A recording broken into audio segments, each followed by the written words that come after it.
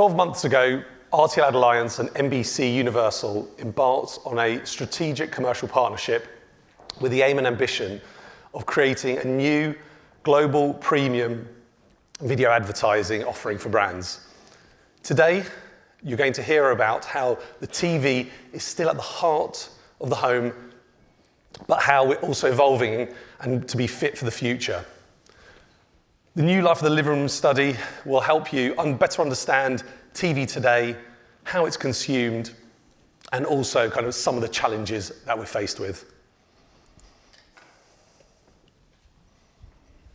Thanks, Tony. Good morning, everybody. I'm pretty lucky. I work for NBCU Global Partnerships, which means I don't actually have to do a lot of work. What I can do is lean on all the stuff that comes out of the US, which is awesome, and also I can lean on all the stuff from folks like RTL and nickel their stuff, and it makes me look good. And also, we spoke a lot yesterday about content, and there's lots of talk around short form and long form and getting the content to the consumer in the right way. And this particular presentation is a really good example of that. We've got a long form report, which is great. You can peruse when you've got time, all that kind of thing. This is a short form version. So we're rattling through. It says we've got like 8:43 minutes left. Going to go as quickly as we can and get to the headlines. So basically, we've got slides about methodology, slides about process, sampling, etc., etc. But the short form version, we did this in 14 markets, 12,000 interviews. It's quite a lot of stuff about people watching telly. Again, when we're talking around video consumption, we've got more stuff in the long form version around video being the number one pastime and activity that's conducted in the home. That gets reduced to about 3 words on this particular slide, and then we're going to get to the good stuff in terms of looking at what devices people are using in homes to consume content. What we can see here is this is looking at kind of a reach of different devices, and we see that 3 in 4 people are using TV in the home every day or almost every day, alongside smartphone, PC, and tablet as well. This just shows you the kind of penetration of each of those devices, but what it doesn't actually show you is the amount of minutes each device is being used. What we can use from our data in the US, that tells us that when we're looking at long-form streaming content, around 80% of those minutes are driven by TV. And again, like nicking things that people have done, I'm obsessed with like the ThinkBox need states work that was done a few years ago. If you think about those need states around immersion, engagement, real kind of consumption of long-form content where advertising can really cut through and be super effective, that kind of content, that kind of need state is being delivered by TV. And again, talking around connected TV, talking around TV penetration and consumption, it says from our survey, 92% of Europeans own a TV set. Probably that 8%, most of those people work in media, work in TV, but they say they don't like TV and don't actually own a TV. We know who some of those people are, right? But then when we think about smart TV penetration, 71% of Europeans own a smart TV set, which increases up to 80% when we're speaking about the US. So smart TV penetration, smart TV usage is increasing. And again, when we look at that data around the 80% share of minutes, I've got a beautiful Excel sheet which has got lines after lines and lines of all those different ways and all those different delivery mechanics that actually gets that single feed, that single piece of content from NBC through into that user's home or that viewer's home. And again, that tech is continually increasing, continually updating, becoming newer, more sophisticated, and there's new kind of devices, platforms, operating systems that can get that content into the viewer's home. So 55% of Europeans have purchased a smart TV in the last 2 years, but if you look at the past 12 months in the US, that's actually 48%. And there's this kind of great user journey around smart TVs I think would be really interesting to look at, because even from my own experiences, you buy smart TVs, they get updated, and then they find their way through to different parts of the home. So there's a poor Sony smart TV in my garden office that's not really being used that much, where there's a Samsung and LG that's been taken over and being in the home right now. So it's kind of broadening out also beyond the living room as well. So what does that really mean for advertisers? Obviously, it means more touch points. NBCU are predicting in the US that streaming minutes is going to overtake traditional TV consumption in the US in 2023.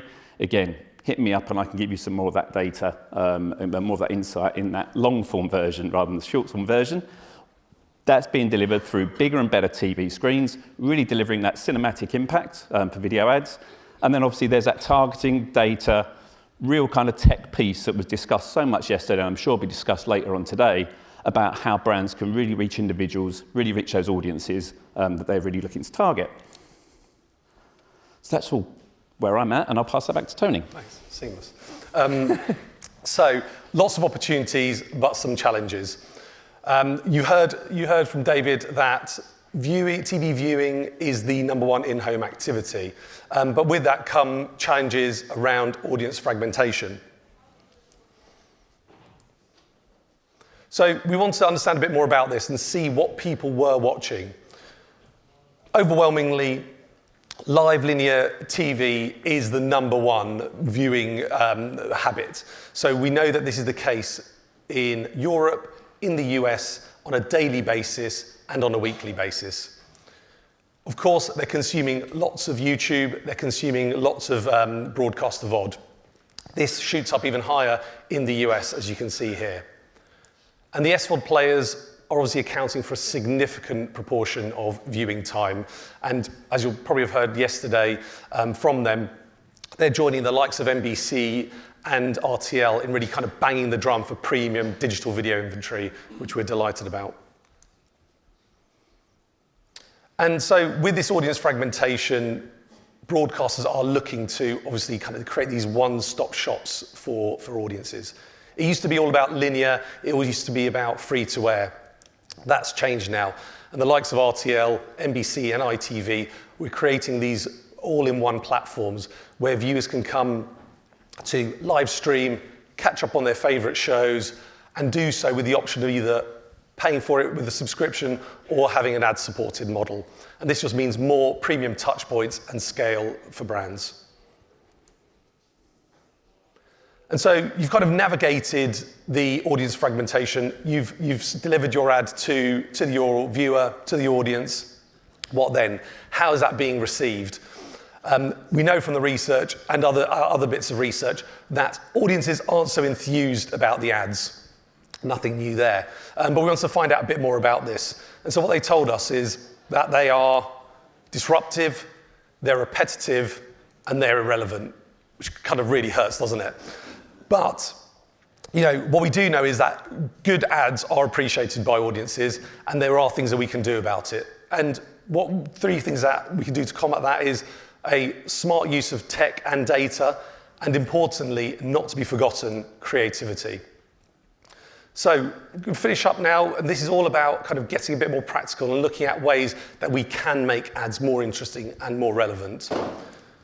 This is one example from Germany, an addressable TV spot, which you'll see here, not something that we can do in the UK, but this is in-program advertising, and it's kind of very, from we know from the research, something that's accepted by audiences. So have a look at this now. Endlich seid ihr wieder mit dabei, da freuen wir uns natürlich.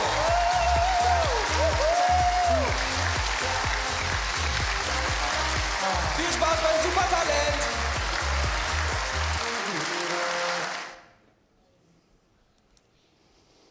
There we go. And then that's a German example. Let's take this back to context and take this back into the US. Again, I'm sure you were at a couple of presentations yesterday where folks from NBC were speaking about our ad innovations. Again, we're in the short form content side of things today. So good news for you is we're not going to talk through each of these 7 innovations. Good news for me is I've not got to try and remember them all because I've got no chance of doing that. The key thing here is looking at that bottom part of the slide. When we're measuring effectiveness, measuring impact of each of these innovations compared to what we'd normally see from Peacock for pre-roll, mid-rolls, we're driving double-digit uplifts for each part of that purchase funnel, each part of upper funnel metrics and lower funnel metrics as well. So that's obviously telling us that the innovations are working well from an advertiser perspective, but also really importantly, they're all designed with the viewer in mind. And what we see is longer sessions, more engagement, and more consumption of content as a result of these innovations, as opposed to the standard ad model that we'd probably normally see, perhaps in a more traditional broadcasting environment. So, 30 seconds to go. I'll try and now speak slowly for this last slide. Basically, there's 3 things. Audience at scale. So we can see that connected TV is driving the consumption in the living room of today. It's the most prevalent device. It's the device that is most used for delivering that really immersive long-form content. Obviously, what that means is it gives real opportunities for brands to target audiences at scale, especially with providers that have a range of suite of products all the way across from, free to air, to AVOD, to SVOD and beyond. And then obviously what that means is that brands can actually access brand-safe content and innovative ad formats that deliver positive advertiser outcomes. And I think I've gone about 5 seconds over. Here's a QR code.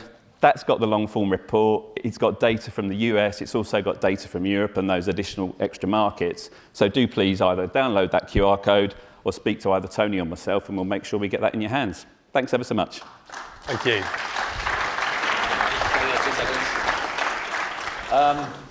We've got time for a quick question, if anyone's got it, or unless it's too early, or you're all too hungover. Do you have anything? No? Okay, thank you very much. I thought that was fantastic. We did talk about that with Cami yesterday. I don't know if you saw all the creative elements around Peacock that they're launching in the US and all these sort of ad formats that are coming here. It's a fantastic way to kick off the session. Gents, thank you very much. Let's give these guys another round of applause for kicking off day 2. Now,